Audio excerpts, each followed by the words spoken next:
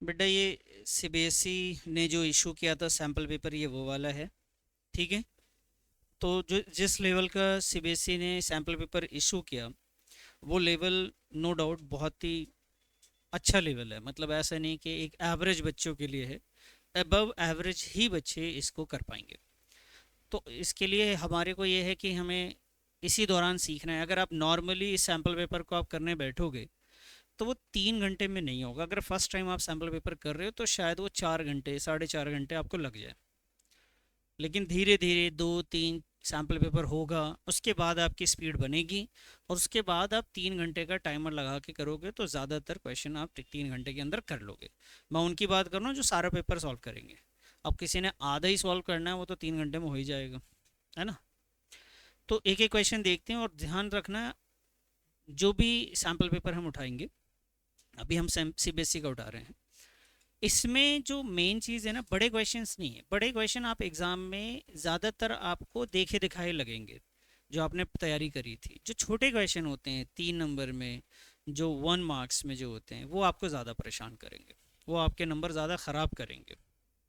और ये आसान भी होते हैं, और नहीं आसान है तो इसके टाइम पे जब आप प्रैक्टिस करेंगे तो कल को ये आपको बड़े क्वेश्चन में भी आएगा तो आपके लिए आसान हो जाएगा। आपको ये सोच के प्रैक्टिस नहीं करनी कि यार ये तो इतना बड़ा क्वेश्चन 1 नंबर में थोड़ी ना आएगा, ऐसा नहीं सोचना है। सीबीएसई ने दिया तो आ भी सकता है और नहीं भी आ सकता है। नहीं आएगा तो कोई बात नहीं, बड़े में आएगा तो बड़ा सॉल्व हो जाएगा हमारा बाद में। तो ये क्वेश्चन ऐसे हैं जो तो 3-3 नंबर में आने चाहिए, तो उसको भी इन्होंने 1 नंबर में डाल दिया। ठीक है। तो चलो, बहुत सारी चीज़ें जो आपको याद नहीं रही होंगी, मैं कोशिश करता हूँ कि याद भी चीज़ें आती जाएं और सॉल्व भी कर लें। तो क्वेश्चन नंबर 1 से स्टार्ट करेंगे। Anthony, a partner, was being guaranteed that his share of profit will not be less than। क्या जी, एंथनी एक पार्टनर है जिसको ये गारंटी दी गई है कि उसके हिस्से का जो प्रॉफिट होगा वो not be less than ₹60,000 per annum. एक साल में कम से कम उसको 60,000 मिलेगा, इससे कम नहीं मिलेगा। डेफिशिएंसी इफ एनी, अगर कुछ कम पड़ जाता है तो if any was to be bond by other partner, दूसरे जो पार्टनर्स हैं अमर और अकबर, वो देंगे बराबर बराबर। इसका मतलब इस क्वेश्चन में 3 पार्टनर हैं।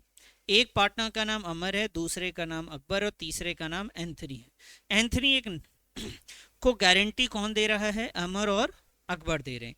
For the year ended 31 March 2024, 2024 के एंड में द फर्म इनकर्ड लॉस ₹1,80,000। अब गारंटी का क्वेश्चन अगर टॉपिक से उठाओगे ना, तो लॉस वाला क्वेश्चन वैसे भी इंपॉर्टेंट क्वेश्चन होता है। तो आपके पास लॉस जो है कितने का? 180। भाई हमने इससे वादा किया था प्रॉफिट देंगे, आज बांटने की बारी आ रही है लॉस। तो लॉस उसको दोगे ना, वो तो रोना स्टार्ट कर देगा, उसको बोलेगा नहीं भाई साहब, मेरे से तो वादा आपने प्रॉफिट का किया था। तो पहले एक बार चेक करते हैं कि इसको जब हम लॉस बांटेंगे, भाई लॉस हुआ है तो बटेगा ना, पहले बटेगा लॉस। प्रॉफिट होता है तो प्रॉफिट बचता है। तो ये लॉस अगर बांटेंगे तो 1,80,000 न्यू रेशियो में बटेगा। कौन से रेशियो में? अब न्यू रेशियो गिवन नहीं है सर यहाँ पे, है क्या सर? कहीं पे देखो सही से, कहीं पे भी कोई न्यू रेशियो नहीं गिवन है। लेकिन हमें ये पता है कि अगर कोई कुछ गिवन नहीं हो तो न्यू रेशियो हम क्या मान लेंगे? सर न्यू रेशियो इक्वल तब मानेंगे जब ओल्ड रेशियो क्या होगा? इक्वल होगा। तो ओल्ड ही गिवन नहीं था तो ओल्ड को हमने क्या माना? 1:1। तो नया पार्टनर कितने के लिए आया होगा? 1/3। तो इक्वल रेशियो हम मान के चल रहे हैं। तो बेटा इसका 1/3 अगर आप करते हो तो एक पार्टनर्स के हिस्से में कितना आएगा? तो 60,000 का लॉस आएगा। क्वेश्चन आपसे क्या पूछ रहा है, पहले तो ध्यान से समझना, कितने का लॉस आएगा? 60 का लॉस आएगा। क्वेश्चन कहता है what the amount will be debited to Amar's capital account. Debited to Amar's capital account, कितना अमाउंट आप डेबिट करोगे? देखो बेटा, मैं इसकी जर्नल एंट्री जैसे बोल रहा है वैसे समझो, वैसे आंसर तो आप एक बार में निकाल लेंगे, समझ आ गया तो। अब लॉस हम बांट रहे हैं, तो जो पार्टनर है, एक एंथनी है, एक अमर है, एक अकबर है और एक है एंथनी। 3 पार्टनर्स है, इनमें अगर प्रॉफिट बांटा जाएगा तो profit and loss account credit. Credit कितना होगा सर? 1,80,000। डेबिट कितना होगा सर? 60,000 ये डेबिट होगा। पहली एंट्री लॉस को बांटने की, ये किस चीज की एंट्री है? लॉस को बांटने की।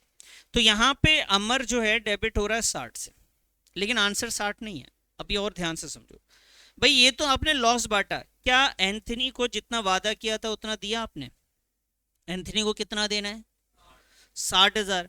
तो आपने उसके हाथ में क्या पकड़ा दिया? 60,000 का तो लॉस। तो वो तो भाई साहब, वो आप दोबारा 60 दोगे उसको तो जीरो हो जाएगा। वो कह रहा है कि पहले तो मेरे को लॉस दे दिया तुमने, फिर मुझे प्रॉफिट के 60,000 अलग से ला के दे रहे हो, तो क्या फायदा हुआ? मेरे को तो जीरो मिल रहा है ना। उसको एक्चुअली में कितना देना पड़ेगा?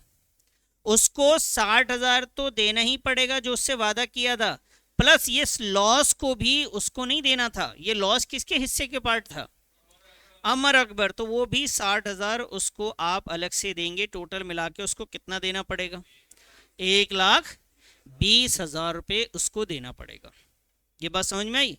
अब ये 1,20,000 रुपये आप जब दोगे तो कौन कौन मिलके देंगे उसको, बोलो? तो अमर फिर से डेबिट होगा जी, और अकबर भी दोबारा डेबिट होगा, और क्रेडिट में कौन आएगा? एंथनी आएगा।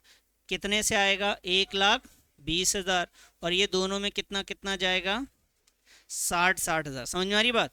अब बताओ, अमर में पहले कितना गया था, फिर बाद में कितना गया, कितना हो गया टोटल? तो यही सवाल था कि अमर में, अमर को कितने से हम डेबिट करेंगे, ऐसे था ये। समझ में आया?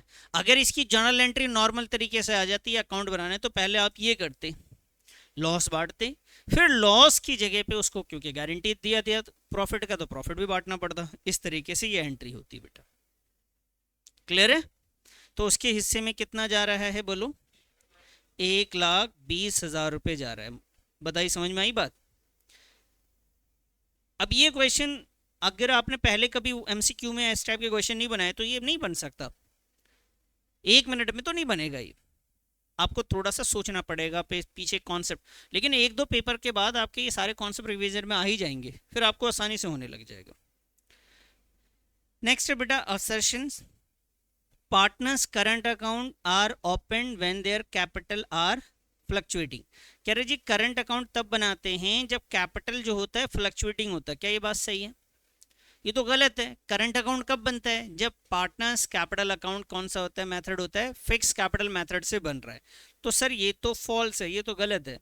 तो असर्शन गलत है, इसमें ढूंढते हैं पहले असर्शन गलत। ये ट्रू बोल रहा है, ये भी ट्रू बोल रहा है। कह रहा है ए और बी दोनों ट्रू है, ए और आर, ए और आर। तो भाई ये तो आएगा ही नहीं भाई, ए तो गलत है। ए क्या है बोलो? गलत है, फॉल्स है। और एक ही आंसर दे रखा है ये फॉल्स का। हमें बी पढ़ने की जरूरत भी नहीं पड़ी, रीजन को पढ़ने की जरूरत भी नहीं पड़ रही, लेकिन फिर भी चलो रीजन देख लेते हैं एक बार को। In case of fix capital all the transaction other than capital R done. कह रहे कैपिटल के अलावा फिक्स कैपिटल मेथड में सारी चीज़ों को हम लोग कहाँ लिखते हैं? करंट अकाउंट में। ये बात तो बिल्कुल सही है सर, ये ट्रू है। और ये वाला क्या है हमारे लिए? फॉल्स। और इसमें सिर्फ एक ही आ रहा है ऐसा, डी। बताइए समझ में आ गई बात? ये कोई दिक्कत तो नहीं? हाँ जी, ये था 1 नंबर के हिसाब से, थ्योरी का क्वेश्चन था इसलिए हो गया। अब आइए जी, forfeiture of shares lead to reduction of capital. कह रहे जब फोर फीचर होता है, आपने बैलेंस शीट अगर बनाई हो तो बैलेंस शीट में फोर फीचर में क्या होता था? फोर फीचर को क्या करते थे कि अगर किसी शेयर्स को आपने फोरफीट कर लिया, कि किसी शेयर्स को आपने क्या करा? फोरफीट कर लिया, तो बताओ क्या होगा सर? ऑथराइज कैपिटल में कम हो जाएगा। ऑथराइज में तो कोई चेंजेस ही नहीं होता सर, कभी नहीं होता। क्या इशूड में कोई चेंज होता है? नहीं सर, उसमें भी कोई चेंज, जो भी चेंजेस होते हैं किस में होते हैं? सब्सक्राइब्ड कैपिटल में होते हैं। क्लियर है जी? तो सब्सक्राइब कैपिटल कम हो जाएगा या कॉल्ड अप कैपिटल कम हो जाएगा? सब्सक्राइब कैपिटल में चेंज आएगा। समझ में आई बात? सब्सक्राइब कैपिटल में क्या हो जाएगा? चेंज आ जाएगा। क्लियर है? कोई दिक्कत तो नहीं इसमें? समझ में आ गया? अरे ये बात समझ में आई कि नहीं आई? क्लियर है ना? चलो जी next. Moon Limited issue 40,000 10% debentures. कोई बात नहीं, फिर से देख लो sir. Moon Limited issued 40,000 10% debenture of ₹100 each. कह रहे 40,000 डिवेंचर 100 रुपये वाले। A certain rate of discount, discount पे इशू किया, लेकिन कितना परसेंट ये नहीं बता रहे। And were to be redeem 20% premium, और इसको रिडीम किस पे कर रहे हैं हम लोग? प्रीमियम पे। इशू किस पे किया है और रिडीम किस पे करेंगे? Existing balance of securities premium, कह रहे सिक्योरिटी प्रीमियम का बैलेंस पहले से है, before issue of debenture was ₹12 lakh का सिक्योरिटी प्रीमियम है इनके पास। Write off the losses on issue of debentures, और लॉसेज जो भी हैं उसको हम रिटर्न ऑफ कर रहे हैं। आपको पता है जो डिबेंचर डिस्काउंट पे इशू होता है, प्रीमियम रिडीम होता है, ये आपके लिए लॉस है। डिबेंचर्स को डिस्काउंट पे इशू करना ये भी लॉस है, और डिबेंचर्स को रिडीम करना एट प्रीमियम ये भी क्या है हमारे लिए। और इन दोनों लॉसेस को हम किससे रिटर्न ऑफ करते हैं बेटा? सिक्योरिटीज प्रीमियम से हम लोग रिटर्न ऑफ करते हैं, जिसे हम लोग कहते हैं एडजस्ट करना। आगे कहते हैं सिक्योरिटीज प्रीमियम में the balance in security premium 2 lakh. Sir अभी तो 12 बताया था, कह रहे हैं 2 लाख रुपए बचा है राइट ऑफ करने के बाद। तो भाई इसका मतलब 12 लाख में से 2 लाख बच रहा है, इसका मतलब 10 लाख रुपए का प्रीमियम खत्म हो गया। कहाँ खत्म हुआ? उस लॉस को एडजस्ट करने में खत्म हुआ होगा ना सर। किसको एडजस्ट करने में? लॉस को एडजस्ट करने में हमने कितना खत्म कर दिया सर? 10 लाख रुपए खत्म कर दिए। सवाल यह है कि what rate of discount these debenture were issued. तो पहले आप देखिए बेटा, इसमें ना इस क्वेश्चन में 2 तरीके का नुकसान है। पहला नुकसान डिस्काउंट का, दूसरा प्रीमियम ऑन रिडम्पशन, और इन दोनों को मिला के टोटल नुकसान कितना आ रहा है? ये कैसे पता लगा? इससे पता लगा कि 12 के बाद बचा कितना था? 2, तो 10 लाख का नुकसान। तो डिस्काउंट का नहीं बताया, प्रीमियम देखो 20% प्रीमियम है। प्रीमियम किसका निकलता है हमेशा? Face value. तो 100 रुपये का 20% कितना हुआ? 20 रुपये। तो 40,000 इंटू 20 बोलो। 40,000 मैं यहाँ कर देता हूँ, 40,000 इंटू का 20 रुपये प्रीमियम कितना हुआ सर? तो बता सकते हो डिस्काउंट कितना रहा होगा? डिस्काउंट का रेट नहीं दिया ना, अमाउंट बता रहे। तो इसका मतलब डिस्काउंट कितना रहा होगा बेटा? 2 लाख का डिस्काउंट रहा होगा। अब 2 लाख का discount, total number of debenture कितना है बेटा? तो कितने से मल्टीप्लाई किया कि 2 लाख आ गए? बताइए जी, कितने से? तो आप 2 लाख को 40,000 से डिवाइड कर दीजिए, कितना आ रहा है बताओ? 5 रुपये। कितना आ रहा है?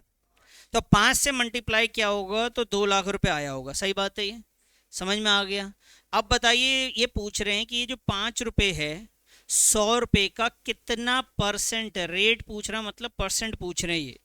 तो 5 रुपये 100 का कितना परसेंट है? 5%। तो ये आया जी इसका आंसर। समझ में आई बात? तो ये भी बहुत ही टेक्निकल क्वेश्चन था। आइए जी अब नेक्स्ट क्वेश्चन है, एडमिशन का क्वेश्चन है बेटा। ये सारे क्वेश्चन चुन चुन के दिए इन्होंने सैम्पल पेपर में, बहुत स्ट्रॉन्ग कॉन्सेप्ट के साथ दिया हुआ है। Eight the time of admission of a new partner, क्या जी न्यू पार्टनर का एडमिशन हुआ जिसका नाम वसु है। ओल्ड पार्टनर्स का नाम परेश और प्रभव है। हैड द डेटर्स, कह रहे हैं इनके बैलेंस शीट में पहले से डेटर है बेटा 6,20,000 का, और प्रोविजन फॉर डाउटफुल डेट से 20,000 रुपये का पहले से कोई बैलेंस शीट बनी हुई है, उस बैलेंस शीट में ये गिवन है। आगे कहते हैं कि as per the term of admission, जब एडमिशन हुआ तो एसेट्स को हमने रीवैल्यू किया, और it was found that debtors, और हमने ये पाया कि डेटर्स 15,000 रुपये का बेड डेट्स हो गया। डेटर्स कितने का बेड डेट्स हो गया भाई? पहले से मैं आपको एक यहाँ पे एक रफ ले लेता हूँ, एक मिनट रुको। देखो ये कोई पहले से ना बैलेंस शीट है, उसमें ना ऑलरेडी डेटर है यहाँ पे, और provision for doubtful dates. Debtors की वैल्यू है पहले से बेटा 6,20,000 रुपये। डेटर्स की वैल्यू है 6 लाख, और प्रोविजन फॉर डाउटफुल डेट्स की वैल्यू है 20,000 रुपये। ये बैलेंस शीट कितने का हो गया जी? ये ओल्ड बैलेंस शीट है, और एडजस्टमेंट नीचे है। वो कह रहे कि हमारा ना बेड डेट्स हुआ है, और ये बेड डेट्स कितने का हुआ है? 15,000 रुपये का। ये अब मुझे बताइए, सबसे पहले बताइए, लॉजिकली सोचिए, ये बेड डेट्स हुआ। बेड डेट्स मतलब नुकसान या फायदा? नुकसान रिवैल्यूएशन में जाता है। लेकिन सर अगर पहले से प्रोविजन है तो इससे हम कंपेयर करते हैं, कितने का बेड डेट्स है? आपने सोचा कितने का था? क्या 20,000 हुआ? तो यार ये तो आप पहले से घर से सोच के निकलो कि 20,000 का नुकसान होगा, और हुआ कितने का सिर्फ? तो इसमें नुकसान हुआ या फायदा हो गया ये? तो 5,000 का प्रोविजन ही बच गया सर। रीवैल्यूएशन अकाउंट में तो ये फायदा हो रहा है। क्या हो रहा है ये तो फायदा हो रहा है सर। ये 20,000 प्रोविजन मतलब हमने सोचा था कि 20,000 का नुकसान होगा और हुआ कितने का है, 15,000 का नुकसान हुआ है। तो मैं अगर इसको बताऊं आपको तो क्या हो रहा है कि इसमें 5,000 का फायदा हो रहा है। तो इसकी जर्नल एंट्री क्या होती है बेटा, अगर ये प्रोविजन नहीं होता, मैं दोनों चीजें बता रहा हूं कि आपके दोनों कॉन्सेप्ट क्लियर हो, अगर ये प्रोविजन नहीं होता तो ये नुकसान था। और इस नुकसान की एंट्री देखो पहले इधर ध्यान से देखना, बैड डेट्स, इस बैड डेट से डेटर हमारा कम हो जाता है, डेटर अकाउंट, और ये वैल्यू हो जाती है सर 15,000 रुपए की। पहले इधर ध्यान देना मैं क्या समझा रहा हूँ, पता लगा आपने ध्यान नहीं दिया और आपको कॉन्सेप्ट क्लियर नहीं हुआ। ये एंट्री हम करते अगर कभी बेड डेट्स होता है, सर प्रोविजन नहीं है तो ये एंट्री होती है, अगर प्रोविजन होता तो तभी भी बेटा यही एंट्री होती है, बेड डेट्स अगर हो जाए तो। बेड डेट्स की एंट्री यही है, डेटर की वैल्यू कम हो जाएगी, वो बेड डेट्स आपका नुकसान है डेबिट हो जाएगा, और वो प्रोविजन होगा तब भी यही एंट्री, प्रोविजन नहीं होगा तभी भी एंट्री। लेकिन सर अगर प्रोविजन यहाँ पे नहीं होगा ना, अब इस नुकसान को हम लोग लिखते हैं रीवैल्यूएशन अकाउंट में, कहाँ पे बेटा, डेबिट साइड में। वेरी गुड, कहाँ लिखेंगे, बेड डेट्स को रीवैल्यूएशन में डेबिट साइड 15,000। सर ऐसा कब करेंगे बोलो, जब प्रोविजन, लेकिन सर इसमें तो प्रोविजन है तो बेटा रीवैल्यूएशन नहीं आएगा, यहाँ क्या आएगा, प्रोविजन फॉर डाउटफुल डेट्स आएगा। क्या आएगा, प्रोविजन फॉर डाउटफुल डेट्स आएगा। ये बात समझ में आ रही है, क्लियर है। और बाकी जो 15 कितना बच गया बताओ, प्रोविजन कितना बच गया, 5,000। यहाँ पे अगर आप 20 लिखोगे तो यहाँ पे 2 क्या आ जाएगा, रीवैल्यूएशन अकाउंट कितना आ जाएगा, 5,000। ये एंट्री बननी चाहिए थी। ठीक है जी, क्लियर है। तो अब इसमें से देखते हैं कि क्या मैच करता है, क्योंकि सर इसमें तो प्रोविजन है। तो पहले में देखिए सिर्फ बेड डेट्स की एंट्री की इन्होंने करी है, with general entries reflect hence should be return of, इसको रिटर्न ऑफ करना है, रिफ्लेक्ट कौन सा कर रहा है, तो लिखा हुआ है बेड डेट्स टू डेटर 15,000, सही बात है ये तो। और दूसरा क्या है, ये बेड डेट्स रीवैल्यूएशन में ना जाके किससे बराबर हुआ, provision for doubtful debts to bad debts. यहाँ पे भी entry bad debts to debtor, ये सही है, लेकिन यहाँ रीवैल्यूएशन आ रहा है बेटा, ये गलत हो गया, ये नहीं हो सकता था, प्रोविजन क्रेडिट होगा ही नहीं सर। यहाँ पे बेड डेट्स क्रेडिट होगा, रीवैल्यूएशन डेबिट होगा, वो भी तब जब पहले से प्रोविजन बैलेंस शीट में नहीं है। ठीक है जी। और सर, और ये रहा सर रीवैल्यूएशन टू डेटर, ये भी गलत, ये भी गलत। सर आपने तो यहाँ पे लिखा था रीवैल्यूएशन भी, बेटा मैंने ये 20 लिखा था तब ना, अगर 15 होगा तो फिर 15 की जगह पे क्या आएगा, यहाँ पे 15 बेड डेट्स, तो इन्होंने सिर्फ इतना ही दिया, रिवैल्यूएशन में ट्रांसफर करने की एंट्री नहीं दी। अगर ये भी पूरा दे रखा होता तो ऐसे भी सही हो जाता, और यहाँ पे 15 दे रखा होगा तो 15 आ जाएगा। समझ में आ गई बात, तो पहली एंट्री होगी। तो क्लियर है जी, कोई दिक्कत तो नहीं। तो आपके सारे कॉन्सेप्ट क्लियर होते चलने चाहिए कि इस टाइप से क्वेश्चन में थोड़ा सा चेंज होगा तो क्या होगा वो भी हम डिस्कस करते हुए चलेंगे। वो क्या कर रहा है, तुम क्या कर रहे हो, नहीं कर क्या रहे हो, मैं ये बस इतना पूछ रहा हूँ ना।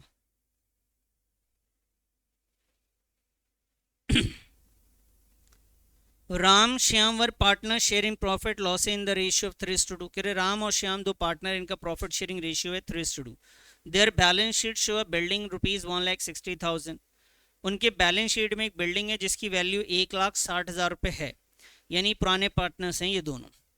दे एडमिटेड मोहन, इन्होंने मोहन को एडमिट किया, एक नया पार्टनर आया है और कितने शेयर के लिए आया। इन एडिशनल इन्फॉर्मेशन, एक बैलेंस शीट के बाद जो एडिशनल इन्फॉर्मेशन है, it is given that building is under valued by 20%। कह रहे जी बिल्डिंग ना 20% अंडर वैल्यूड है। आपको याद है अंडर वैल्यूड में वैल्यू को बढ़ाना होता था, क्या करना होता था, बढ़ाना होता था।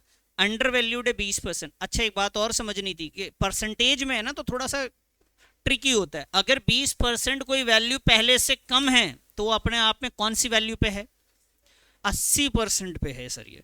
तो अब उसकी एक्चुअल वैल्यू पता करनी है। तो क्वेश्चन कहता है, देखो क्वेश्चन क्या घुमा के कह रहा है कि भाई आप बताओ कि लॉस होगा या फायदा होगा रीवैल्यूएशन अकाउंट में, किसको, श्याम को, और करंट वैल्यू ऑफ बिल्डिंग भी बताइए। तो सर पहले तो बिल्डिंग पे आते हैं, इधर आओ, बिल्डिंग पे आते हैं। बिल्डिंग की टोटल वैल्यू 1,60,000 है, जो अपने आप में कितना परसेंट है ये बताओ। तो 80 से डिवाइड कर देंगे, हम 100% पे आ जाएंगे। तो ये आ गया जी, बिल्डिंग की एक्चुअल वैल्यू कितनी होनी चाहिए। तो 2 लाख वाला आंसर एक ये भी है और ये भी है। अब दूसरा सवाल ये है कि लॉस हुआ या फायदा हुआ शेयर ऑफ रीवैल्यूएशन श्याम, कि बेटा ये बताओ, ध्यान से सुनो पहले कहानी को। ये 2 लाख है, 2 लाख पहले कितने का था, 1,60, तो फायदा हुआ नुकसान कितने का, 40,000 का रीवैल्यूएशन में प्रॉफिट हुआ। क्या ये प्रॉफिट सभी पार्टनर्स का है, किसका है, राम का, श्याम का और किसका, मोहन का। नहीं बेटा, रीवैल्यूएशन प्रॉफिट लॉसेस जो होते हैं वो हमेशा ओल्ड पार्टनर्स में बांटे जाते हैं, नए पार्टनर्स में नहीं बांटे जाते। तो किस रेशियो में बांटेंगे इसे, तो राम और श्याम किसका निकालना अपने को, श्याम का निकालना, और रेशियो क्या आएगा 2/5, 5 8, और ये कितना आया वैल्यू, ये लो जी ये वैल्यू आया। अब ऐसे डायरेक्ट नहीं दे रहे कि वो बता दो आपको, थोड़ा सा घुमा के दिया, मतलब एक स्टेप और पता होना चाहिए आपको।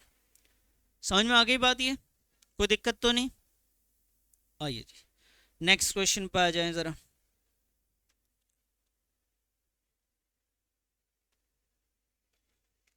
Profit earned by the firm after retaining 15,000 to its reserve rupees 75,000।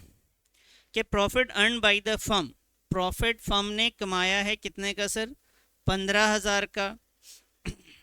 O sorry, after retaining 15,000 to its reserve was rupees 75,000। अच्छा जी, तो ये कह रहे हैं 75,000 रुपये प्रॉफिट है हमारे पास 15,000 रुपये बचाने के बाद, रिटेनिंग फॉर रिजर्व, यानी रिजर्व्स में हमने 15,000 रख दिया, उसके बाद मेरे पास प्रॉफिट कितना है 75,000 है। The firm total tangible assets, tangible assets है 1 lakh, 10 lakh sorry, outsider liabilities 3 lakh. The value of goodwill as per capitalisation of average profit method. अच्छा, गुडविल की वैल्यू भी बता दी एज पर कैपिटलाइजेशन मेथड। आपको बोला गया है नॉर्मल रेट ऑफ रिटर्न पता करना। तो पहले तो मुझे ये बताओ जी, गुडविल बाय कैपिटलाइजेशन मेथड, बताओ जी इसका फॉर्मूला क्या होता था, वैल्यू ऑफ फर्म है ना, वैल्यू ऑफ फर्म माइनस का कैपिटल एम्प्लॉयड, यही होता था, वैल्यू ऑफ फर्म माइनस का कैपिटल एम्प्लॉयड। अब सर वैल्यू ऑफ फर्म कैसे मालूम करते थे, पहले ध्यान देना, वैल्यू ऑफ फर्म करते थे एवरेज प्रॉफिट अपॉन में रेट ऑफ रिटर्न इनटू का 100। तो सर एवरेज प्रॉफिट तो इस क्वेश्चन में है ही नहीं, ठीक है जी, और हमें ना एक्चुअल में यही चीज़ फाइंड आउट करना है, ये वाला। तो जब एवरेज प्रॉफिट और ये आ जाएगा तब आ जाएगा निकल कर ये। तो इसमें आते हैं, वापस से इसको हटाते हैं। अब बताओ जी, क्या कैपिटल एम्प्लॉयड हमारे पास है क्या, बोलो जी, कैपिटल एम्प्लॉयड एसेट्स माइनस का क्या होता था, क्या एसेट्स दे रखे हैं आपको कितने की, 10 लाख की, और लाइबिलिटीज 3 लाख। तो एसेट्स में से लाइबिलिटीज माइनस कर दो, आ जाएगा, बोलिए 7 लाख। तो 7 लाख क्या आया, कैपिटल एम्प्लॉयड में यहाँ पे रख देता हूँ सर 7 लाख है, ठीक है जी। वैल्यू ऑफ फर्म पता नहीं जी, गुडविल गिवन है सर कितना 50,000, ये 7 लाख इधर आ जाएगा, तो ये कितना हो जाएगा बेटा 7,50,000, ये क्या हुआ वैल्यू ऑफ। अब आओ जी, वैल्यू ऑफ फर्म का फॉर्मूला वापस से लगाओ, value of firm is equal to का एवरेज प्रॉफिट अपॉन का रेट ऑफ रिटर्न इनटू का 100। वैल्यू ऑफ फर्म है क्या, अरे वैल्यू ऑफ फर्म है 7,50,000, एवरेज प्रॉफिट बोलू सर, बताओ ये ना प्रॉफिट, ये रहा सर प्रॉफिट अर्न, बताओ कितना लूं भाई, 75,000 रुपए का profit after retaining reserves, reserve हटाने के बाद। तो प्रॉफिट कमाया कितना था आपने, तो आपने, तो इसका मतलब है 90,000 रुपए कमाए ना सर, रिजर्व हटाने के बाद प्रॉफिट बता रहे हो, रिजर्व से पहले ही तो प्रॉफिट होगा, नेट प्रॉफिट के बाद ही तो रिजर्व रखा जाता है, हमें तो नेट प्रॉफिट चाहिए। और रेट ऑफ रिटर्न का पता नहीं सर, तो यहाँ पे रेट ऑफ रिटर्न इनटू का क्या लिख दूं मैं यहाँ पे 100। अब इसे क्रॉस मल्टीप्लाई कर लेता हूँ सर, रेट ऑफ रिटर्न इधर आ गया जी 90,000, ये आ गया डिवाइड बाई 7,50,000 मल्टीप्लाई बाई 100, तो ये आ जाएगी जी 1 2 1 2 1 2 1 2, ये भी हटा दिया जी, ठीक है जी। अब डिवाइड कर लो सर, इसे बताओ,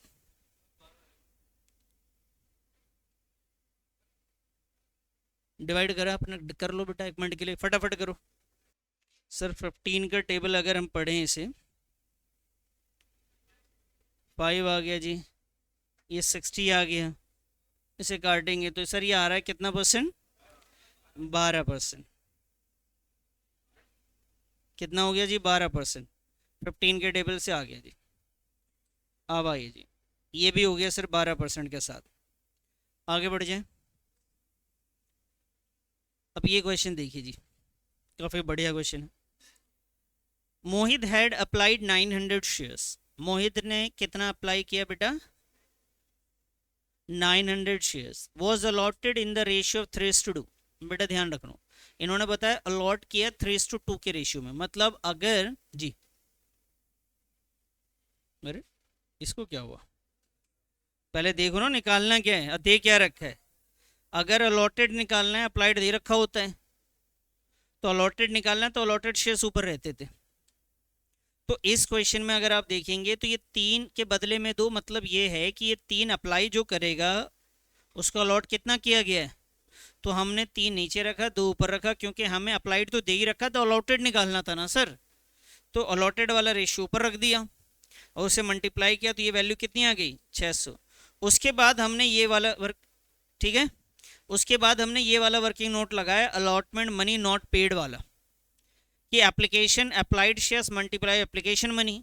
इस क्वेश्चन में अप्लाइड शेयर कितने का था, 900, एप्लीकेशन कितने का था, 300, टोटल कितना हुआ 2700, और अलॉटेड शेयर 600 इंटू 3 कितना हुआ जी, और कितना नहीं मिला, ये 900 नहीं मिला। समझ में आई बात। तो हमने यही वाली चीज़ वहाँ पे लगा दी है बेटा, बताइए क्लियर है ये। और उसके बाद हमने फोरफिटेड की एंट्री करी। फोरफिटेड की कहानी ये थी कि जितने शेयर्स आप अलॉट करते हैं, जैसे आपने यहाँ पे अलॉट किया उसको 600, और जितना कॉल्ड वैल्यू है, हमने एप्लीकेशन मांगा, अलॉटमेंट मांगा, उन्होंने दिया नहीं, फाइनल कॉल हमने मांगा ही नहीं। तो एप्लीकेशन 3 का था, अलॉटमेंट 5 का था, टोटल मिला के हमने 8 रुपये कॉल्ड अप किए थे। तो एक्स की जगह पे कितना आएगा, 4800। और जो उसने दिया नहीं वो अलॉटमेंट का अमाउंट है, कितना नहीं दिया सर, 900 दिया ही नहीं, हमने वर्किंग नोट बनाया उसके लिए, और 4800 में से 900 हमने माइनस करा, तो कितना आ गया, बोलो सर, तो 2700 आ गया। इसका आंसर बी हो गया जी। ओ सॉरी,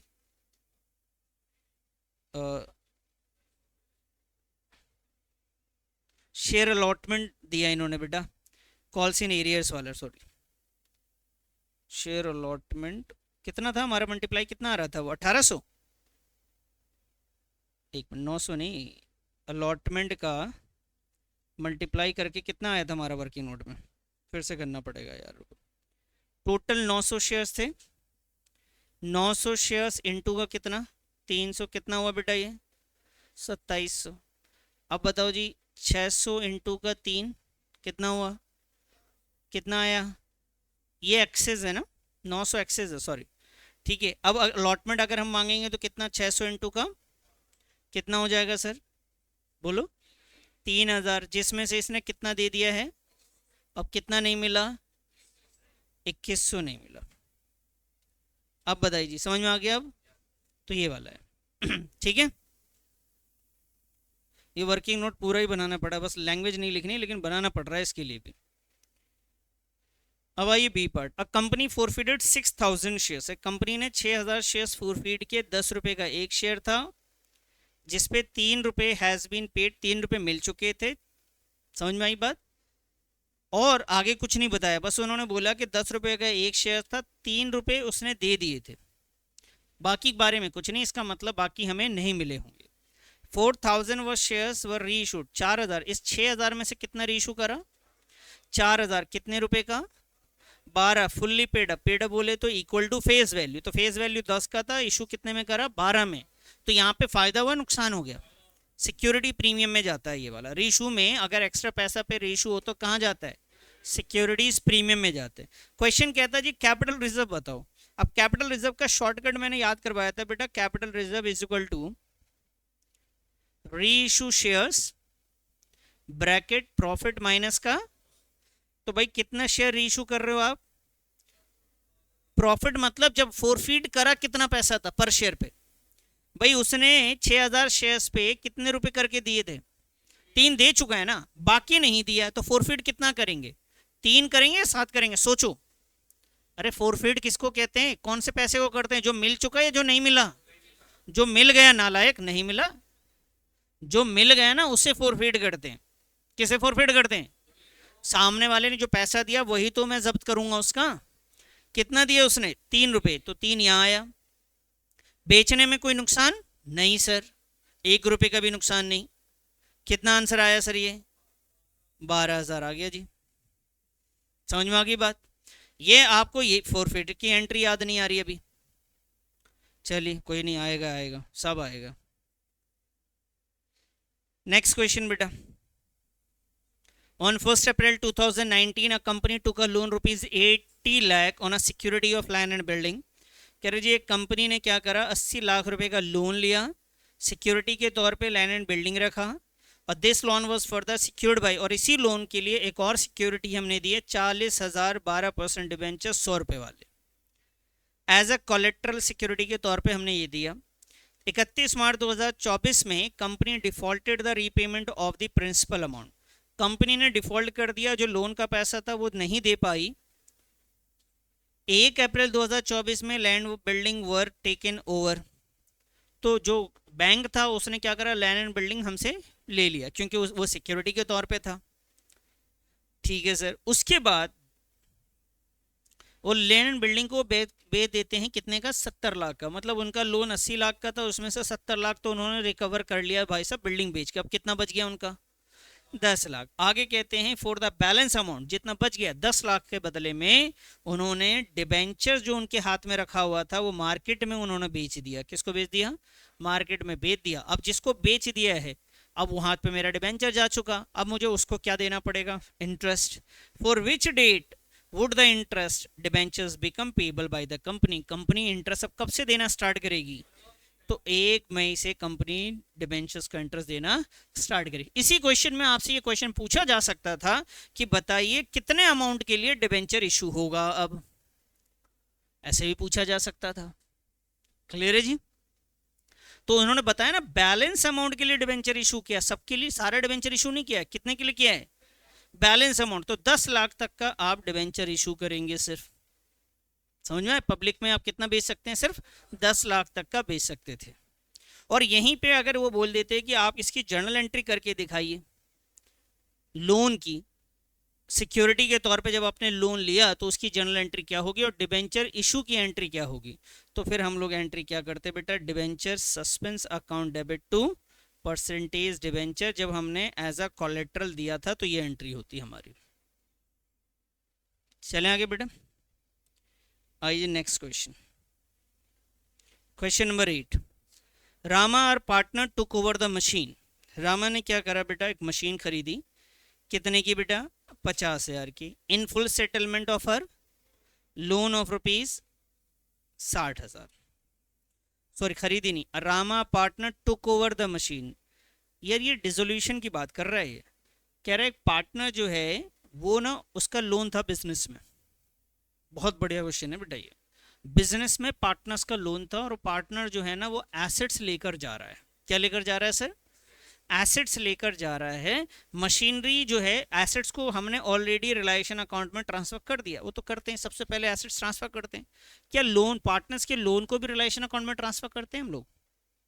नहीं, पार्टनर्स का लोन रिलायशन अकाउंट में ट्रांसफर नहीं होता है। बेटा मैं आपको थोड़ा सा हिंट देता हूँ और समझना, अच्छे से समझाऊंगा कि पार्टनर्स का लोन, ये लाइन हटा देता हूं, Rama partner paid loan in full settlement of her loan rupees 60,000। अगर हमने इसका लोन पे किया होता तब क्या एंट्री होती, पहले ये समझो। तो पार्टनर्स के लोन की एंट्री अगर करेंगे तो partners loan account debited to bank account, बेटा वो बैंक में आता है, ये नॉर्मल एंट्री होती। लेकिन पार्टनर्स का लोन तो हम खत्म कर रहे हैं। क्या हम बैंक से पैसे दे रहे हैं?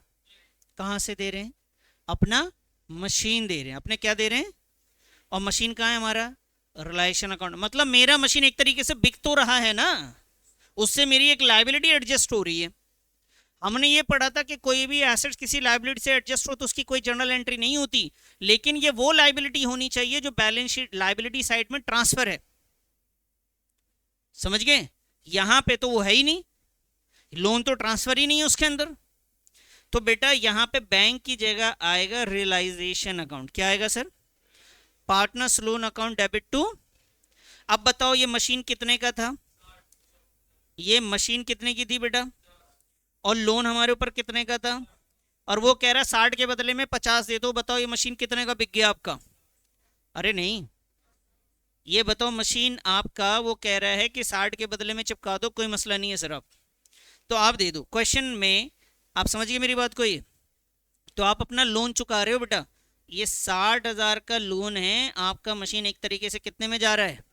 60 में जा रहा है, 50 में नहीं जा रहा है। 50 का था, सामने वाला कह रहा है यार मेरा 60 का कर्ज है, बराबर हो गया। अब सोचो ना, आपका 10 रुपये मेरे पे कर्ज है, मैं एक पेन दे दे रहा हूँ आपको 5 रुपये वाला, आप कह रहे हो ठीक है खत्म। तो मेरा ये पेन कितने का पड़ा? 10 का पड़ा ना। तो वैसे ही यहाँ पे हो रहा है बेटा, ये एंट्री बन रही है हमारी। अब क्वेश्चन क्या पूछता है? How it will affect the realisation account. बेटा रिलेशन अकाउंट में किस साइड लिखेंगे? देख लेते हैं, है कहीं पे क्या? Realisation account will be credited by 60,000। आया समझ में? ये बहुत ही अच्छा कॉन्सेप्ट है इस क्वेश्चन में, लोन का, पार्टनर्स लोन का। नेक्स्ट क्वेश्चन नंबर 8 गई है और लगा कि दादा, यूवी और वीरू 3 पार्टनर्स हैं। इनके प्रॉफिट शेयरिंग रेशियो 3:1 है। The book show a workman compensation reserve. पहले से बुक्स में रिजर्व है 1 लाख का। Workman claim amounting to ₹60,000। How it will be affect the books of accounts at the time of dissolution. Dissolution के time की बात हो रही है। बताओ बैलेंस शीट में रिजर्व के बारे में मैंने आपको ये बताया था कि अगर बैलेंस शीट में वर्कमैन कंपनसेशन रिजर्व है तो उसे आप तभी ट्रांसफर करेंगे अगर उस पर कोई क्लेम होगा, तभी ट्रांसफर करेंगे, वरना ट्रांसफर नहीं होता, सीधा बढ़ जाता है। अब बताइए यहाँ पे रिजर्व कितने का है और क्लेम कितना है, तो ट्रांसफर होगा कि नहीं होगा? होगा सर। कितना? सिर्फ 60,000 हम ट्रांसफर करेंगे रिलायशन अकाउंट में क्रेडिट साइड, और फिर उसी 60,000 को हम पे करेंगे वर्कमैन कंपनसेशन रिजर्व पे, क्योंकि क्लेम है तो हमें पे भी तो करना पड़ेगा। तो बेटा 60,000 के बदले 60,000 हम पहले तो करेंगे सर ट्रांसफर, और फिर उसी को क्या करेंगे सर? पे करेंगे। 2 एंट्री, एक ट्रांसफर की होनी है और दूसरा पे करनी। यहाँ बात समझ में आ रही है? ट्रांसफर करने की एंट्री मैं याद करवा रहा हूँ। देखो यहाँ पे क्या है, न्यूज छोड़ दो, पहले आप सारे कॉन्सेप्ट को समझते जाओ। रिलेशन अकाउंट में अगर WCR को ट्रांसफर करेंगे तो लायबिलिटी क्रेडिट साइड ट्रांसफर होता है रिलेशन अकाउंट में। तो एंट्री होती है बेटा WCR account debit to realisation account कितने का? 60,000। फिर अगर मुझे पे करना पड़े किसी लायबिलिटी को, लायबिलिटी 1 रुपये भी पे करना पड़े, अपने लिए फायदा ही नुकसान? नुकसान डेबिट होता है हमेशा। और रिलेशन क्या होगा इस बार फिर? तो realisation account debited to cash कर देंगे। कितना बेटा? 60,000। ये तो हो गया जिस रिलेशन को आपने ट्रांसफर किया था, जिस WCR को ट्रांसफर किया था उसकी एंट्री हो गई ये दोनों। अब बताओ कितना बच गया बैलेंस शीट में? वो 40,000 किस लिए रखा है सर? वो बांट देंगे, किस में? पार्टनर्स में बांटेंगे। तो पार्टनर्स में बांटेंगे तो WCR को हम फिर से क्या करेंगे? Debit to partners capital account. To partners capital में तीनों पार्टनर्स के नाम आ जाएंगे सर, पार्टनर्स कैपिटल अकाउंट। कितना सर? 40,000। अब देखते हैं कि हमसे क्वेश्चन क्या पूछते हैं। कहता है only 40,000 will be distributed among the partners in capital. बिल्कुल सही, यहां तक तो बात सही है। कह रहा है 1 lakh will be credited to realisation account. कह रहा है 1 लाख रुपए रिलेशन में ट्रांसफर करेंगे। क्या सही बात है? गलत। 60,000 क्रेडिटेड टू रिलेशन अकाउंट और विल इवन पेड, और उसे पे भी करेंगे, और 40,000 को हम क्या करेंगे? डिस्ट्रीब्यूट करेंगे। ये तो मेरे को सही लग रहा है। बाकी और देखते हैं। 60,000 will be credited to realisation account and will be paid, और 60,000 को पे करेंगे। बात तो ये भी सही है ये भी, लेकिन इन दोनों को सम करके कहाँ दिया हुआ है? सी में। तो सी हमारा करेक्ट आंसर। समझ में आ गई बात? आइए जी, इक्का दुक्का and tikka were partner sharing profit loss in the ratio of 2:1 कि भाई 3 पार्टनर हैं, उनका प्रॉफिट शेयरिंग रेशियो 2:1 है। Their fix capital balance ₹5 lakh, 4 lakh and 3 lakh. तीनों का कैपिटल दे रखा है, वो भी आपके सामने जो कैपिटल है बेटा वो कौन सा है? फिक्स कैपिटल है। For the year ended 31 March 2024 profit है 84,000 were distributed without providing interest on capital 10% as per the partnership. कह रहे जी पार्टनरशिप डीड में 10% का इंटरेस्ट देना था कैपिटल पे, पार्टनर ने क्या करा कि इंटरेस्ट ऑन कैपिटल दिया नहीं और सारा प्रॉफिट बांट दिया। ये क्वेश्चन है बेटा पास्ट एडजस्टमेंट का, पहले चैप्टर में से। कहां से है ये? एग्जाम में आता है जनरली 3 मार्क्स का, उन्होंने 1 नंबर में दे दिया, लेकिन आपको फिर भी पूरा प्रोसेस सॉल्व करना ही पड़ेगा इससे, नहीं तो काम नहीं चलेगा सर। तो सबसे पहले पास्ट एडजस्टमेंट को थोड़ा सा याद करवा दूं मैं आपको, तो याद कर लेते हैं। आप ये सोच के मत करो कि यार इतना टाइम लग रहा है, आप ये सोच के करो कि हमें इससे कॉन्सेप्ट भी सीखना है। अब हमारे पास इतना वक्त नहीं है कि एक एक चैप्टर को एक एक क्वेश्चंस करने बैठेंगे आप। देखिए बेटा हम ऐसे फॉर्मेट बनाते थे, उठो वहां से, यहाँ के बैठो, आओ जल्दी आओ, ता उठो वहां पीछे बैठो। हाँ जी, इक्का दुक्का और तिक्का ना, या इक्का दुक्का और तिक्का, ठीक है जी। उन्होंने क्या करा, प्रॉफिट बांट दिया है, प्रॉफिट को उन्होंने क्या करा है बेटा, क्रेडिट करा है। प्रॉफिट बांट देना इसका मतलब पहले से उन्होंने प्रॉफिट को क्या कर रखा है, क्रेडिट कर रखा है, जो कि ऐसा होना नहीं चाहिए था। पहले क्या देना चाहिए था, इंटरेस्ट ऑन कैपिटल देना चाहिए था, उसके बाद क्या करना चाहिए था, प्रॉफिट को बांटना चाहिए था। समझ में आ रही बात? पहले क्या देना चाहिए था, इंटरेस्ट ऑन कैपिटल, फिर प्रॉफिट को उनके रेशियो में बांटना चाहिए था। उन्होंने क्या करा, सारा का सारा प्रॉफिट ऑलरेडी क्रेडिट कर दिया है, पहले ही बांट चुके हैं वो। तो भैया पहले से उसको कितना कितना दिया है ये देख लेते हैं।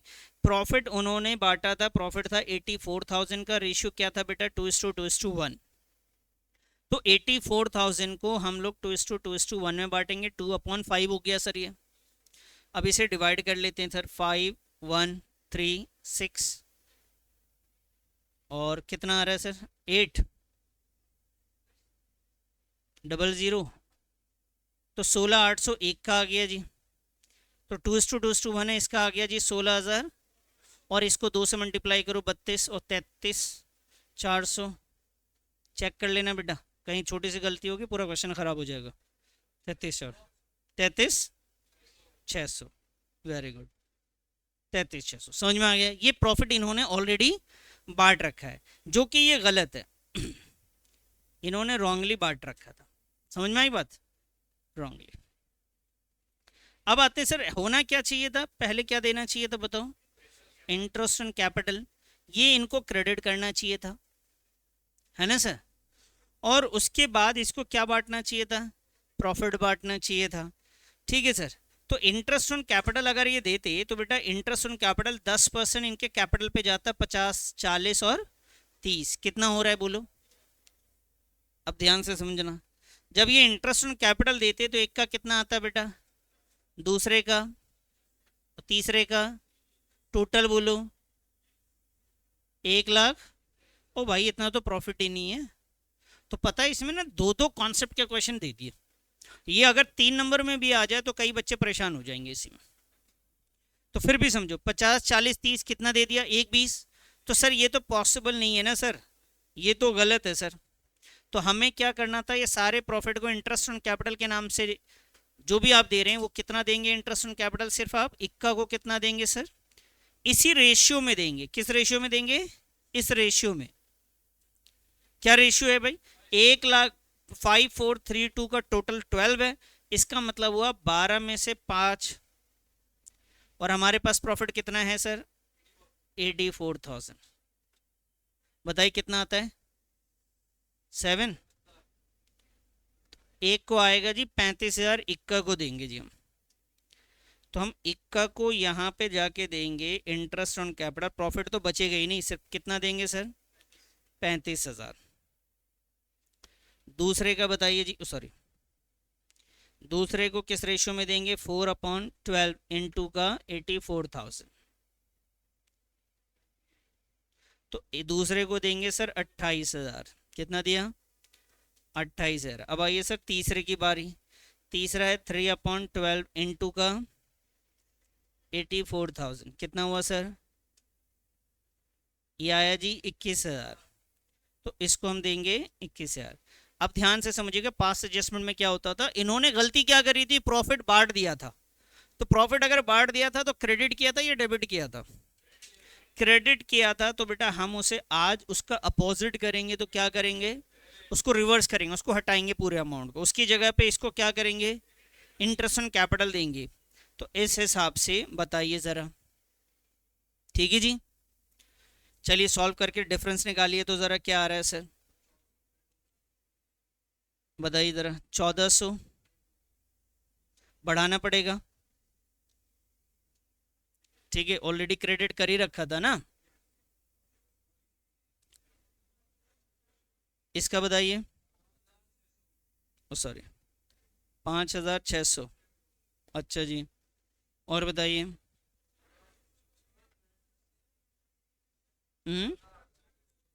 4,200 क्रेडिट, समझ गए। तो इसमें ये और ये क्या हो रहा है बेटा, क्रेडिट, और ये क्या हो रहा है, डेबिट हो रहा है। अब क्वेश्चन पे आ जाते हैं, क्वेश्चन क्या था। क्वेश्चन में इन्होंने पूछा, ये सिर्फ तिक्का के बात कर रहे हैं। आप बताइए अमाउंट तिक्का क्या, चेक कर लीजिए। क्रेडिट हो रहा है बेटा कितने से, तो तिक्का विल बी क्रेडिटेड 4,200। बताइए समझ में आ गई बात, किसको, तो वही तो जर्नल एंट्री होती है ना, इसके डिस्ट्रीब्यूट नहीं होता, ये तो जर्नल एंट्री होती है, वही तो किया। ये तो पूरा गलत था ना, प्रॉफिट सम करने की जरूरत ही नहीं थी, तो पूरा का पूरा रिवर्स कर दिया, ठीक है जी। और ये इंटरेस्ट ऑन कैपिटल कर लिया यहाँ पे। आप ये सोचो कि ये चीज़ हमने ऐसे, अगर ये चीज़ समझ में नहीं आती है आपको, इतना सोचो कि ये ऑलरेडी हम दे चुके उसको, हमें जबकि देना कितना था, तो हमें और इतना देना पड़ेगा। इसको मैंने 33,600 दे दिया, जबकि इसको सिर्फ कितना देना था, तो इससे वापस लेना पड़ेगा मुझे 5600 रुपये का, ठीक है। इसको मैंने 16,800 दे रखा है पहले से ही प्रॉफिट के नाम पे, जबकि एक्चुअल में देना कितना था, 21,000 रुपये, तो और देना पड़ेगा ना, कम दिया है तो 4,200 रुपये और क्रेडिट कर देंगे, समझ गए।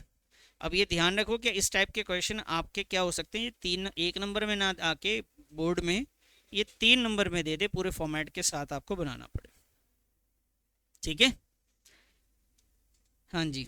Eight the time of dissolution of machinery appears at ₹10,00,000, accumulated depreciation for the machinery 6 lakh in the balance sheet। कह रहे जी 10 लाख का तो आपका हो गया मशीनरी, और एक्यूमुलेटेड डेप्रिसिएशन कितने का है, 6 लाख।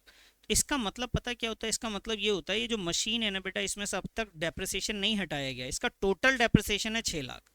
तो एक्चुअल में ये मशीन है कितने की आपकी, 4 लाख की मशीन है, कहाँ पे, बैलेंस शीट में।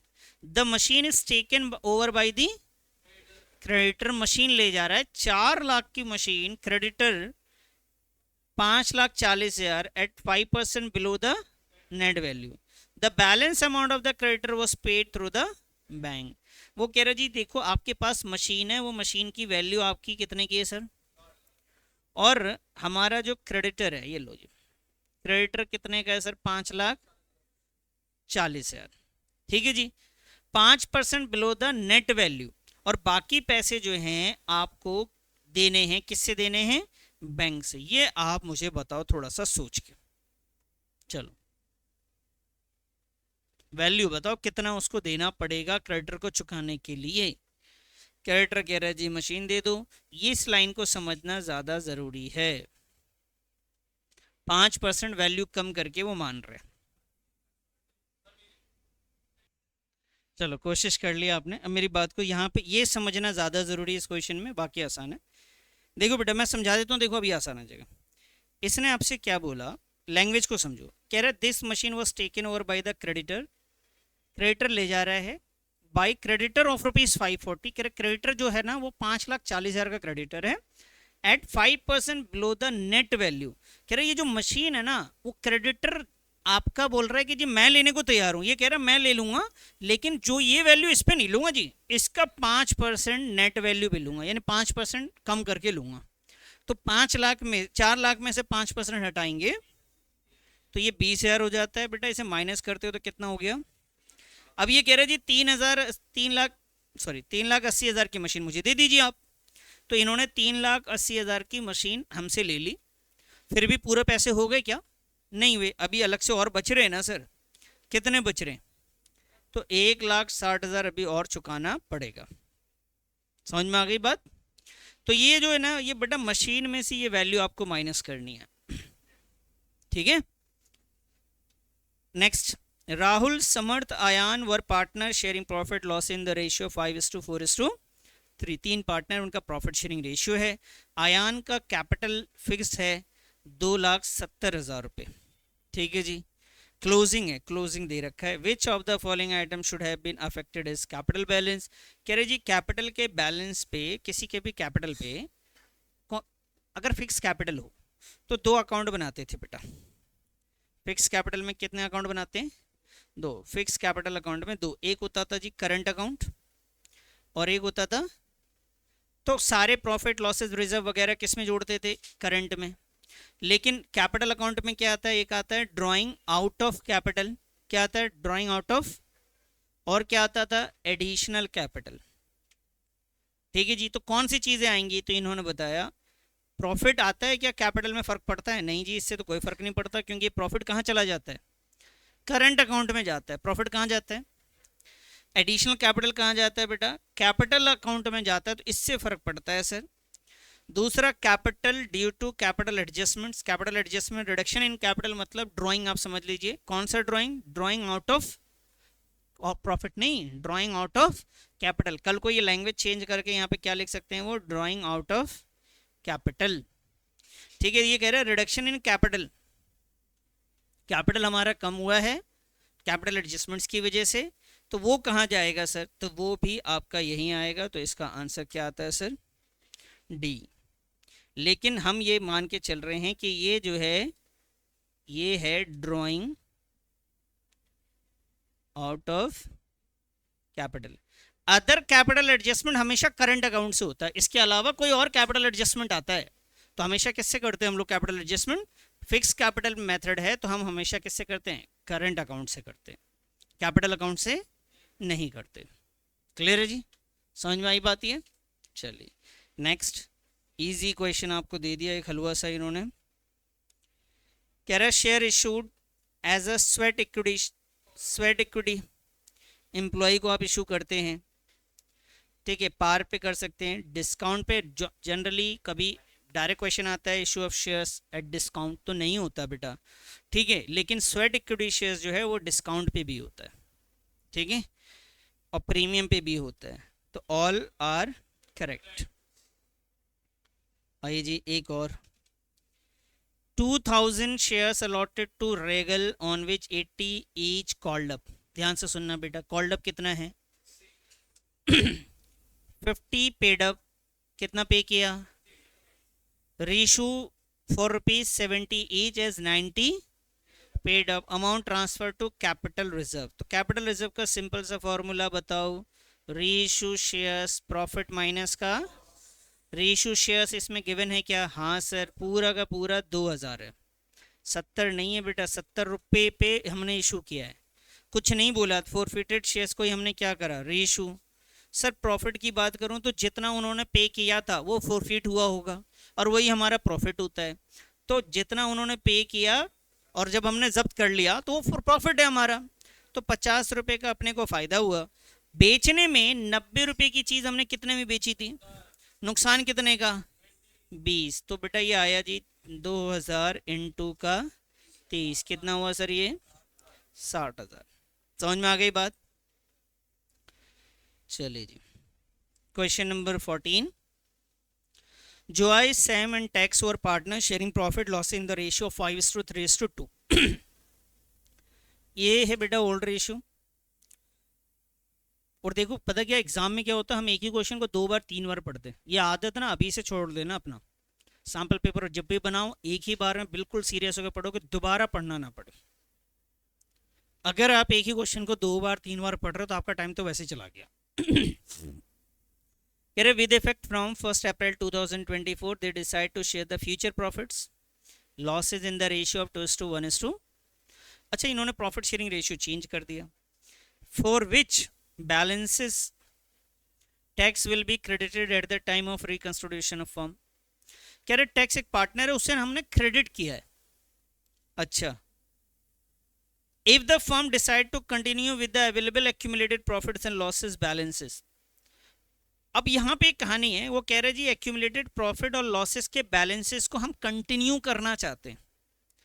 Change in profit sharing ratio में एक कॉन्सेप्ट पढ़ा था कि अगर कोई प्रॉफिट लॉसेस रिजर्व को आप बांटना नहीं चाहते, आप उसे as it is same year to year अपने बैलेंस शीट में रखना चाहते हो, जबकि प्रॉफिट लॉसेस रिजर्व जब रेशियो चेंज होते हैं तो बढ़ जाने चाहिए थे, लेकिन आप बांटना नहीं चाहते। इसका मतलब उसे आपको एडजस्ट करना पड़ेगा। किस रेशियो में? गेनिंग एंड सैक्रिफाइसिंग रेशियो में आप एडजस्ट करोगे रिजर्व्स को, प्रॉफिट्स को, लॉसेस को, प्रॉफिट्स को या लॉसेस को, प्रॉफिट्स को और रिजर्व को। जब भी आपका ऐसा कुछ होता है, आप नहीं बांटना चाहते, तो उसे क्या करना पड़ता है? एडजस्ट। किस रेशियो में? कब एडजस्ट करते हैं सर? जब रेशियो चेंज हो रहा है, एडमिशन, रिटायरमेंट, डेथ या चेंज इन पीएसआर में, और आप रिजर्व को नहीं बांटना चाहते, तो उसे एडजस्ट कर दीजिए गेनिंग सैक्रिफाइसिंग में। तो इन्होंने आपसे यही कहा कि हमने एडजस्ट किया। देखो कितना घुमा के बोला है कि मान लीजिए कि हमने डिसाइड करा कि हमें कंटिन्यू रखना है अपने प्रॉफिट लॉसेस को, और आगे बोला टैक्स विल बी क्रेडिट, और टैक्स क्रेडिट हुआ है, इन्होंने ये भी बता दिया। तो पहले टैक्स क्रेडिट हुआ है तो गेनिंग और सैक्रिफाइसिंग होता है ना sir, gaining debit to sacrificing. किसके लिए एंट्री होती है? प्रॉफिट के लिए, लॉसेस के लिए, रिजर्व के लिए? सर प्रॉफिट को नहीं बांटा तो आप एडजस्ट करते हैं गेनिंग टू, सर रिजर्व को नहीं बांटा तो एडजस्ट करते हैं गेनिंग टू, लेकिन लॉसेस को अगर नहीं बांटना है तो सैक्रिफाइसिंग टू। बात समझ में? Sacrificing to gaining. तो पहले आपको ये समझना है कि टैक्स क्या है, गेनिंग है या सैक्रिफाइसिंग है, पहले चेक करना पड़ेगा। तो ओल्ड रेशियो कितना था इसका? टैक्स का ओल्ड रेशियो बताओ। टैक्स का 2/10 था।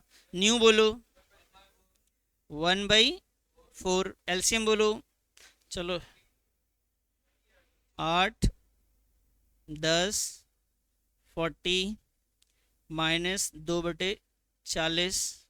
तो ये क्या कर रहा है बेटा? गेन।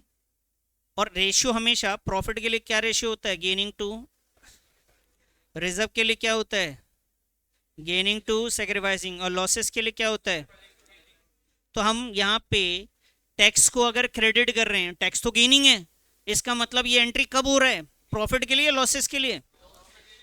प्रॉफिट के लिए, लॉस के लिए हो रहा है। तो इनका सवाल ये था कि बताइए इनमें से कौन सी सिचुएशन में ये एंट्री होगी। अब यहाँ देखो जनरल रिजर्व कितना है? ये प्रॉफिट है, ध्यान से देखना बेटा। और लॉस कितना है? 1 लाख। नेट बताओ, प्रॉफिट बचेगा या लॉस बचा? प्रॉफिट बचा, तो उसमें तो ये एंट्री होगी नहीं, प्रॉफिट में ये एंट्री। अब बताइए जनरल रिजर्व कितने का है? 2 लाख। लॉस कितना है? 2.5 लाख। अब बताओ इसमें क्या हुआ? लॉस में ही एंट्री होती है सैक्रिफाइसिंग टू गेनिंग। तो मेरे हिसाब से यही फिट बैठ रहा है। बाकी चेक कर लेते हैं एक और। डिफर्ड रेवेन्यू एक्सपेंडिचर कितने का है सर? ये लॉस है सर। प्रॉफिट कितने का है सर? ये भी लॉस है हमारा। अरे ये तो प्रॉफिट था ना दोनों। ओहो, यहाँ पे गड़बड़ करा हमने। जनरल रिजर्व कितने का है? ये प्रॉफिट है sir. Profit and loss account अगर क्रेडिट है तो ये भी क्या है? तो प्रॉफिट में तो ये एंट्री होती ही नहीं ना। इसको बैठाओ। ये डिफर्ड रेवेन्यू एक्सपेंडिचर, ये क्या मेरा? लॉस है। और पीएनएल अगर डेबिट हो तो ये भी क्या है? लॉस है। तो इसमें एंट्री हो सकती है। और देख लेते हैं डिफर्ड रेवेन्यू एक्सपेंडिचर कितना है? 50। ये लॉस है। अब प्रॉफिट कितना है? 80,000 है। तो नेट कितना आया? 30,000 का प्रॉफिट आ रहा है। इसमें भी नहीं होगा, इसमें नहीं होगा, इसमें नहीं होगा, इसमें होगा। वापस आए, याद कर लेते हैं। इस क्वेश्चन से हमारा एक कॉन्सेप्ट क्लियर क्या होता है? इस क्वेश्चन से हमारा एक कॉन्सेप्ट ये था कि जब भी कोई प्रॉफिट और लॉसेस रिजर्व्स हैं, उसके बारे में मैंने आपको बताया था। फिर ये देखो, ये हमने प्रॉफिट के लिए डिस्ट्रीब्यूट करने की बात करी थी। अगर प्रॉफिट डिस्ट्रीब्यूट हो रहा है तो profit and loss account debit to old partners capital. लेकिन अगर डिस्ट्रीब्यूट नहीं करेंगे तो एंट्री क्या करेंगे? Gaining to. अगर डिस्ट्रीब्यूट नहीं करेंगे, एडजस्ट करेंगे, तो एंट्री क्या होगी? Gaining to sacrificing. लेकिन यही लॉस होगा तो इसकी एडजस्टमेंट की एंट्री क्या होगी? Sacrificing to partners capital to gaining. ये आपके बुक में ऑलरेडी ये लिखवा रखा है मैंने नोट्स, ये 3rd चैप्टर में। इस क्वेश्चन में यही हुआ, लेकिन इन्होंने बिल्कुल भी आसान तरीके से, इजी तरीके से पूछा ही नहीं आपसे। आपसे बिल्कुल ही घुमा फिरा के इन्होंने सवाल पूछा है। और सवाल इनका बड़ा, ये तो मुझे वाकई बहुत ही लगा कि यार ये दिमाग ख़राब कर सकता है ये क्वेश्चन। इस टाइप के क्वेश्चंस आपको क्वेश्चन ही समझ में नहीं आएगा बोलना क्या चाह रहे हैं। इसलिए बेटा बहुत ज़रूरी है कि बुक के अलावा आपको अब पढ़ना स्टार्ट करना चाहिए। चलिए 2 क्वेश्चंस रह गए एमसीक्यूज़ के, फटाफट इसको डिस्कस कर लेते हैं आज के लिए, ठीक है। Rohit, Virat, Shikhar were partner sharing profit losses in the ratio of 3:1। Their capital, ध्यान से सुनना, कैपिटल बैलेंस 3 लाख, 2,70,000, 2,50,000 पहले से कैपिटल है। ऑन द सेम डेट, उसी दिन, दे एडमिटेड हार्दिक, उन्होंने हार्दिक को एडमिट किया कितने % प्रॉफिट के लिए? 20% के लिए। Hardik was to bring 80,000 for his share of goodwill, अपने हिस्से में कितना गुडविल आया था वो लेके? बेटा ये गुडविल लेके आया 80,000। 1/5 ऑफ द कंबाइंड कैपिटल, कह रहे जी 1/5 लेके आएगा कैपिटल कंबाइंड, यानी सारे पार्टनर्स का कैपिटल ऐड करके जो आएगा उसका। All the partners of the new firm, new firm में कौन आता है? ये खुद भी आता है। समझ में आई बात? ये कहने मतलब टोटल कैपिटल का वो कितना कैपिटल लेकर आने वाला है, समझ में आया? तो ये एडमिशन ऑफ पार्टनर में हम जब भी नया पार्टनर आता था और वो टोटल कैपिटल का होता, अगर नए पार्टनर आया उसका कैपिटल नहीं दिया हुआ तो हम पुराने पार्टनर्स के कैपिटल से हम टोटल निकालते थे। और कैसे निकालते थे पहले ध्यान से समझना बेटा। नया पार्टनर्स का कैपिटल कितना है? टोटल का 1/5 है। भाई हमारे पास बहुत सारे पार्टनर्स हैं, इधर है रोहित, इधर विराट और इधर शिखर। यहां पे टोटल कैपिटल है, समझ लो बच्चे। इधर देखो, ये देखो भाई, टोटल कैपिटल हमारे पास, टोटल कैपिटल का 1/5 किसके पास है भाई? हार्दिक के पास। तो बताओ इन सब के पास कितना होगा? 4/5। Very good. टोटल का 1/5 इसके पास, तो बाकियों के पास कितना? 4/5। तो बाकियों का मुझे पता है, देख लेते हैं बाकियों का कितना है भाई। देखो एक का कितना है? 3 लाख। दूसरे कितना है? 270। तो ये आया जी, एक का 3 लाख, दूसरे का 270, तीसरे का 2.5 लाख। और इसी में नया पार्टनर गुडविल लेके आएगा, वो भी तो बटेगा, उसका कैपिटल बढ़ेगा ना पुराने पार्टनर्स का। कितना? 80,000। ये भी तो सब ऐड करके बताओ इन तीनों का कैपिटल कितना हुआ? सच्ची कितना आ रहा है? अरे एक ने बोला, सबने बोल दिया, मुझे लग रहा है ऐड कर लिया ना। ये 9 लाख टोटल का कितना हुआ बेटा? बोलो। 4/5। तो मुझे अगर टोटल कैपिटल निकालना है तो इस 9 लाख का मैं रेसिप्रोकल कर दूं 5/4, तो टोटल कैपिटल आ जाएगा। रेसिप्रोकल करके निकलता था बेटा, क्या करा हमने? 5/। अब बताओ नए, ये टोटल कैपिटल हो गया, ये क्या हो गया बोलो? नया वाला कितना लेकर आएगा? तो इसी में 1/5 लगा दो, टोटल के तो 1/5 लाएगा। तो ये 5 से 5 ये काट दिया हमने जी। अब इसे सॉल्व कर लो, 9 लाख को 4 से डिवाइड कर दो। बताइए जी, 4 दूना 8, 2,25,000। चेक करो आ रहा है क्या कहीं पे? समझ में आ गई बात? तो टोटल कैपिटल नए पार्टनर्स का नहीं दे रखा है, पुराने का दे रखा है, तो भैया उसके रेसिप्रोकल से हम लोग निकालते थे। याद आ रहा है? आइए sir, A B and C, इसी में A B C were partner sharing profit losses equally. तीनों के प्रॉफिट शेयरिंग रेशियो क्या है बेटा? इक्वल है। बी डाइट, बी की डेथ हो जाती है 31 मार्च 2023 में। टोटल अमाउंट ट्रांसफर टू बीज एग्जीक्यूटर इज 13,20,000। बी को हम टोटल अमाउंट कितना दे रहे हैं मरने पे? 13,20,000। कब डेथ होती है बेटा उसकी? अगस्त में। बीज एग्जीक्यूटिव भी पेड 1,20,000 इमीडिएटली। भाई जब डेथ हुआ उसी वक्त 1,20,000 हमने दे दिया, तो उसका कितना बैलेंस बच गया हमारे पास? 12 लाख बच गया। Balance was to be paid in 4 semi annual installment together with the interest of. Oh भाई कह रहे हैं जी 12 लाख को हम ना सेमी एनुअल में देंगे। सेमी एनुअल बोले तो, सेमी एनुअल बोले तो हाफ ईयरली, क्वार्टरली, किसे बोलते हैं? Half yearly. क्या हुआ ये? 6-6 महीने पे हम पेमेंट करेंगे। तो ये 12 लाख की पेमेंट 6-6 महीने पे करेंगे, कितनी बार में करेंगे सर? 4 बार में करेंगे तो 4 से डिवाइड करो तो कितना हुआ, 3 लाख। यानी एक बार पेमेंट 3 लाख की होगी अगले 6 महीने में। अगस्त से जोड़ लो, अगस्त का महीना हटा दो, अगस्त का महीना हटा दो, सितंबर, अक्टूबर, नवंबर, दिसंबर, जनवरी, फरवरी, फरवरी में ना, फरवरी में 6 महीने हो रहा है आई थिंक, गिनो तो।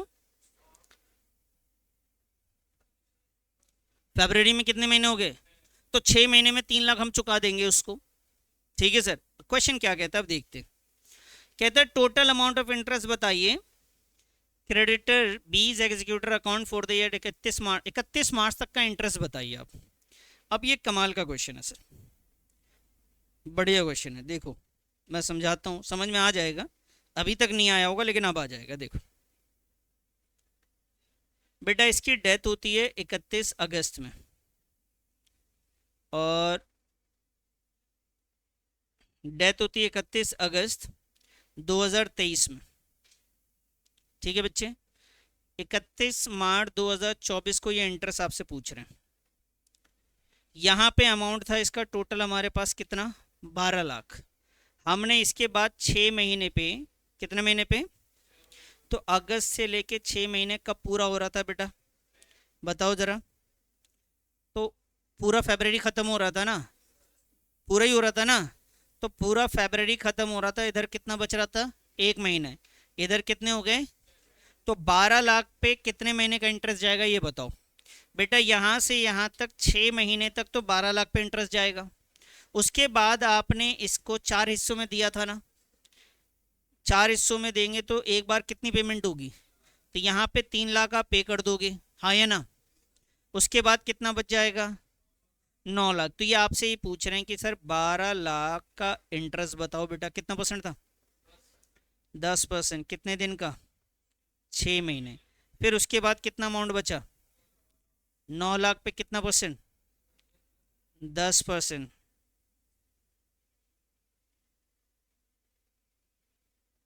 कितने दिन का, 1 महीने का। क्योंकि उन्होंने बता दिया मार्च तक का बताना है, इसलिए मार्च तक का बता रहे हैं हम। तो इसे सॉल्व करा जाए, 12 से 12 गया सर, 2 0 ये आपके चले गए सर। तो ये 6 1 2 3 4 60,000, ये 1 2 ये चले गए 7,500। बताइए कितना आया, 67,500। चेक करो सर, है क्या। चलो जी और आ जाइए जी एमसीक्यू वाले एक और क्वेश्चन पे। String Kite were partner sharing profit loss in the ratio 5:3। ये प्रॉफिट शेयरिंग रेशियो है बेटा। They admitted Spinner as a new partner. अब यहाँ पे देखो क्वेश्चन क्या कहता है कि नया पार्टनर आया है स्पिनर, कितने के लिए आया पता नहीं। String sacrifice from his share, अपने हिस्से से स्ट्रिंग ने सेक्रीफाइस किया 1/4 and Kite sacrifice 1/6 of his share, what will be the new ratio. Oh भाई साहब आओ जी, देखो सर पहले से पार्टनर्स का नाम बताओ क्या क्या था, बोलो फटाफट। स्ट्रिंग, स्ट्रिंग के पास पहले कितने शेयर थे, 5/, इसमें से इसने कितना दे दिया, उसने दे दिया जी 1/4, अपने पास से दे दिया उसने 1/4। तो इसके पास कितना बचा, 8 एलसीएम आ गया जी, 5 और ये 2, सही है। कितना है जी 3/8। एस के बाद दूसरे पार्टनर्स का नाम क्या है, उसके पास कितना शेयर था और इसने कितना दिया था सर, 1/6 ऑफ। तो 1/6 ऑफ मतलब मल्टीप्लाई करना है, इसने अपने शेयर का दिया था बेटा ये। ठीक है जी, तो 3 दूना 6 ये कर लिया हमने जी, बताइए इसको। 3/8 माइनस का 1/16, एलसीएम लीजिए सर, ये 16 और ये 6 और ये 1, ये कितना आया 5/। अब बताओ दूसरा नाम नया पार्टनर कौन आया जी, स्पिन, अच्छा स्पिनर। तो बताइए सर इसने कितना दिया था इसको और दूसरे ने कितना दिया, 1/16। तो एलसीएम लिया जी, आ गया 16, तो ये आया 4 + 1 कितना आया जी 5/। तो रेशियो की बात करूं तो एक का 3/8 है, दूसरा का 5/16 है और तीसरा का 5/16 है। कितना आया सर ये 655, यही आ रहा है? चेक करो आ रहा है कि नहीं आ रहा, समझ में आया? देखो ये पहला है तो थोड़ा सा ये रहेगा, आपको कुछ याद ही नहीं आ रहा कहाँ कहाँ से कौन कौन सी चीज़ें लेकर आ रहे हैं, लेकिन मैं कोशिश करूँगा कि आपको चीज़ें आगे बड़े क्वेश्चंस में भी आएगा, कवर होगा तो धीरे धीरे और समझ में आएगा ये। ठीक है, चलो करेंगे आगे इसको कंटिन्यू।